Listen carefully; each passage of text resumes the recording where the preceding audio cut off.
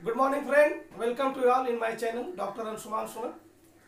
Online test 8 का आज हम डिस्कशन करेंगे। उसमें प्रमुख प्रश्नों को हम आपको समझा देंगे। बाकी प्रश्न आप लोग उसको आराम से समझ सकते हैं। इसके बावजूद भी कोई समस्या होगा तो आप लोग कमेंट बॉक्स में लिखिएगा और हमारे ग्रुप पर लिखिएगा, उसका हम जवाब देंगे। चलिए तो हम देखते हैं आज के प्रमुख प्रश्न में से पहला है question x equal to cosec theta minus sine theta, y equal to sec theta minus cos theta. ठीक है, तब क्वेश्चन पूछा है कि देन होगा क्या x square y square plus x square y square plus 3, इसका वैल्यू क्या होगा ये पूछा है। ऐसे क्वेश्चन को बनाने के लिए आप अगर प्रोसीजर से जाएंगे तो थोड़ा टाइम लगेगा, तो थोड़ा टेक्निकल दिमाग लगाना है। Let theta equal to 45 degree. 45 degree लेने से क्या होगा, वैल्यू लेने में इजी होगा। बाकी कोई भी डिग्री लीजिएगा तो कोई प्रॉब्लम नहीं है। तो आइए इसको देखिएगा, तो 45 लेने पर इसका मान हो जाएगा 1/√2, सॉरी ये हो जाएगा √2 और इसका -1/√2। फिर ये भी होगा √2 माइनस 1/√2। हल करिएगा, इसका वैल्यू निकलेगा 1/√2 और इसका वैल्यू निकलेगा 1/√2। अब इसका सीधा मान रख देना है। मान रखिएगा तो ये देखिए 1/√2 का स्क्वायर कीजिएगा तो 1/2, तो उसी प्रकार से ये भी 1/2, तो इसी प्रकार से इसका ही मान 1/2, इसका ही मान 1/2 प्लस 3। इसको जब आप हल करिएगा तो 1/4 इंटू 4 आएगा और आंसर हो जाएगा 1। ठीक है दोस्तों, आगे का क्वेश्चन है एक व्यक्ति 3 समान दूरी को 3 किलोमीटर प्रति घंटा, 4 किलोमीटर प्रति घंटा और 5 किलोमीटर प्रति घंटा की गति से चलता है और टोटल समय कितना लेता है 47 मिनट। तो दूरी कितना चलेगा वो, तो स्वाभाविक बात है हम मानते हैं लेट वो समान दूरी है x किलोमीटर है। ठीक है, x किलोमीटर हम दूरी मान लेते हैं। तो प्रश्न से क्या हो जाएगा x/3 यानी कि दूरी बटे 4, तो समय निकल जाएगा। उसी प्रकार से x/4, फिर उसी प्रकार से x/5 बराबर कितना, टोटल कितना समय लिया 47, तो 47 मिनट लिया। अभी हम प्रति किलोमीटर प्रति घंटा में मेरा है, तो इसको घंटा में करने के लिए 60 से डिवाइड करेंगे। ठीक है दोस्तों, अब इसको जब हल करेंगे तो ये 47x/60 होगा इक्वल टू 47/60 होगा, यानी x इक्वल टू 1 आएगा। यही 1 किलोमीटर आंसर होगा। ठीक है, क्योंकि x हम क्या मान है, किलोमीटर मान है। ठीक है, अगला क्वेश्चन है यदि त्रिभुज एबीसी का परिकेंद्र, मान लीजिए कोई त्रिभुज है एबीसी है। ठीक है, त्रिभुज एबीसी का परिकेंद्र जो है, परिकेंद्र ओ है, ये ए है, बी है, ये सी है। त्रिभुज एबीसी का परिकेंद्र ओ है यदि बीएसी ये कोण अगर कितना है 60 डिग्री है, तो कौन सा कोण पूछा है, सी कोण पूछा है कि ये छोटा वाला कोण क्या होगा।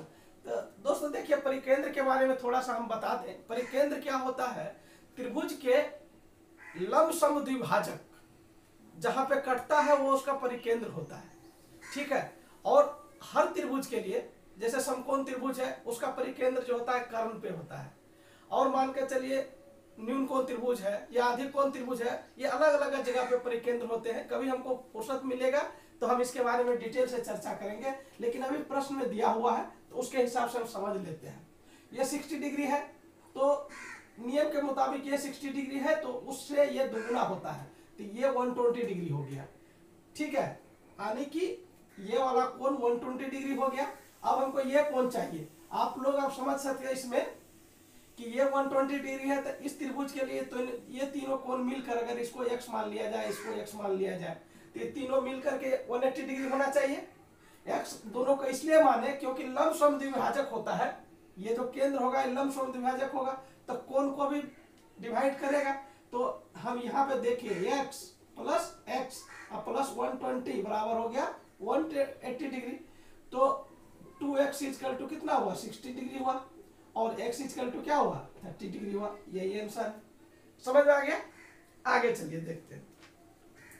कहता है कि 10% नमक के 3 लीटर मिश्रण में कितना पानी मिलाया जाए कि 5% नमक का मिश्रण हो जाएगा। देखिए इस क्वेश्चन को खाली समझने की बात है। पहले मिश्रण में 10% था चीनी, सॉरी नमक, अब जो है 5% है। तो लेकिन मिश्रण बढ़ा लेकिन जो नमक की मात्रा वही रहेगा, यानी कि पहले वाला में दिखे 3 लीटर में अगर हम 10% निकालेंगे तो इसका मतलब ये हुआ 0.3 लीटर नमक था। अब लेकिन ये 0.3 लीटर नमक जो है 5% के बराबर है, यानी 5% इक्वल टू 0.3 लीटर। तो 100% निकालेंगे तब ना बिलियन निकलेगा। तो 100% निकालिएगा तो 100 इंटू 0.3/5, और इसका पॉइंट हटा लीजिए तो इधर 5, ये 2 से कट गया, यानी कि 6 लीटर। तो अब पूछा है कि कितना और मिलाया जाए। पहले से 3 लीटर था और टोटल अब बनना चाहिए 6 लीटर, तो उसमें 3 लीटर मिला देंगे तो हो जाएगा वो रिक्वायर्ड बिलियन। ठीक है दोस्तों, अब अगला क्वेश्चन है। अगला क्वेश्चन कहता है कि 12 पुरुष और 18 महिला, ठीक है, 12 मेल और 18 फीमेल मिलकर एक खेत को 15 दिन में काटता है। ठीक है, तब क्या करेगा? 8 पुरुष और 12 महिला, 8 पुरुष और 12 महिला बराबर कितना दिन में काटेगा? तो ये सब सवाल को आप कैलकुलेशन से भी बना सकते हैं, प्रोसीजर से, लेकिन आप थोड़ा ध्यान दीजिएगा, समझ में आएगा। यहाँ पे देखिए 8 देवढ़े 12 और 12 देवढ़े 18। तो सीधा बात है कि जब संख्या ज्यादा होगा तो कम दिन लगेगा, लेकिन अगर कम संख्या है तो उसको ज्यादा दिन लगेगा। अभी मान लीजिए हम एक उदाहरण देते हैं कि दो आदमी मिलकर के एक काम को 1 घंटा में करता है, तो एक आदमी कितने घंटा में करेगा? तो उसको 2 घंटा लग जाएगा। तो यहाँ पे आदमी कम है तो ऊपर वाले से घंटा ज्यादा लगेगा। कितना लगेगा? उसी रेशियो में लगेगा जितना रेशियो में आगे है। तो 8 में अगर आप 3 इंटू 2 से करते हैं, यानी 1.5 गुना करते हैं, तो ये 12 होता है, और 12 में भी 1.5 गुना करते हैं तो 18 होता है। यानी रेशियो 3 इंटू 2 का है कि 3/2 गुना अगर इसमें कर दिया जाए तो आंसर निकल जाएगा। तो 15 में 3/2 से गुना कर दीजिए तो 22.5 आ जाएगा। ये तो अभी हम कर रहे थे, इतना करने की जरूरत नहीं है, आप डायरेक्ट इसको कर सकते हैं, इसका रिलेशन को देख करके। ठीक है दोस्तों, आइए अगला क्वेश्चन। अगला क्वेश्चन में देखिए कहता है कि 2 है, 6 है, 30, 221 x और इधर इतना है। ठीक है दोस्तों, अब जो है कैसे है ये देखिए, ये 3 से मल्टीप्लाई है, ये 5 से है, और ये कितना से है? 7 से है।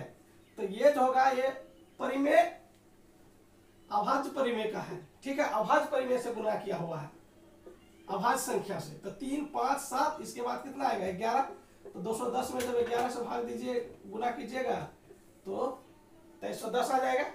दोस्तों अगला जो क्वेश्चन है वो लेते हैं करंट अफेयर से कि ऋषि कपूर का निक नेम क्या था? तो ऋषि कपूर का निक नेम था चिंटू। अगर इसका सर्वप्रथम फिल्म की बात करें तो सर्वप्रथम फिल्म ये बाल कलाकार के रूप में काम किया था, वो मेरा नाम जोकर था। ठीक है, और सबसे पहले बार इसको जो पहचान मिला वो फिल्म था बॉबी। ठीक है, और इसका अंतिम फिल्म जो है शर्मा जी नमकीन है। ठीक है दोस्तों, जो है ये था कि इरफान खान को किस बीमारी से मृत्यु हुई? तो दोस्तों एक प्रकार का कैंसर होता है, न्यूरोएंडोक्राइन, उसके कारण से इसकी मृत्यु हुई। न्यूरोएंडोक्राइन जो होता है अंतःस्रावित होता है ब्लड इत्यादि, ये बहुत ही खतरनाक होता है। ठीक है, तो अगर इरफान खान के बारे में कुछ बात करें तो इसका जो संबंध था राजस्थान के टोंक जिले से था, और इसका एक प्रकार से कहिए इसका जो पारिवारिक संबंध था राजस्थान के टोंक के नवाब से संबंधित था। ठीक है, और जो है इसको 2011 ईस्वी में पद्मश्री अवार्ड मिला, और पान सिंह तोमर के लिए इसको सर्वश्रेष्ठ अभिनेता का भी पुरस्कार मिला। ठीक है दोस्तों, इसकी अंतिम फिल्म की भी अगर बात करें तो इसकी अंतिम फिल्म थी अंग्रेजी मीडियम। ठीक है, आइए तो अगला क्वेश्चन हम डिस्कस करते हैं।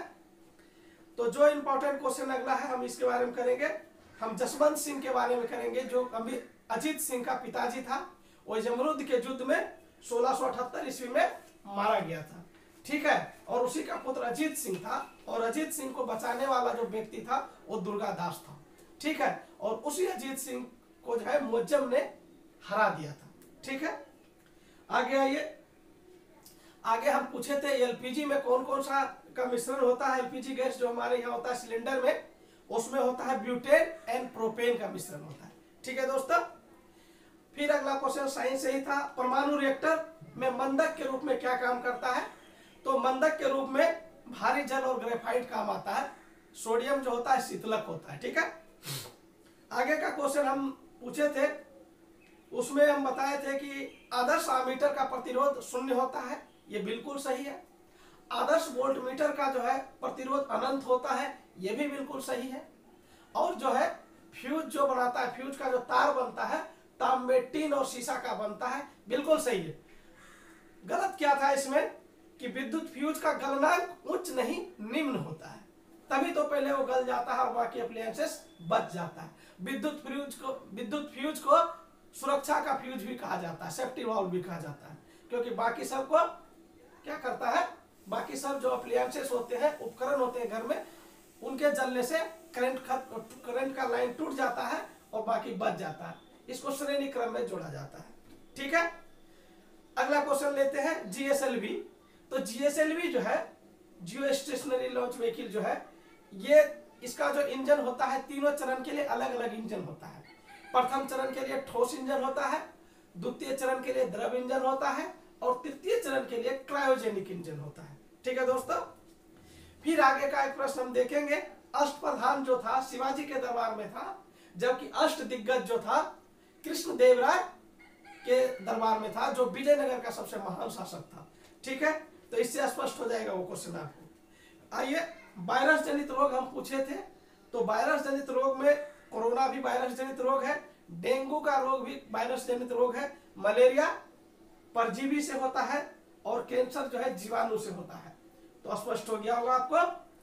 फिर पूछे हैं ग्रिफिन गुड्स क्या होता है। तो दोस्तों ग्रिफिन गुड्स जो होता है एक घटिया स्तर की वस्तु होता है, जैसे कि दाल चावल इत्यादि होता है, और यूं कहें कि इसका जो है बाजार जो होता है, बाजार के नियम पर ये काम नहीं करता है। तो ठीक है दोस्तों, आज का वीडियो आप लोग को काफी स्पष्टता दिया होगा और हमको पूरा विश्वास है कि इस क्लैरिफिकेशन से आप लोग संतुष्ट हो गए होंगे। इसके बावजूद भी अगर आप लोग के पास कुछ समस्या बच जाता है तो आप ग्रुप में कमेंट पर लिखिए, मैं उसको आपको बताऊंगा। आज भर के लिए थैंक यू वेरी मच।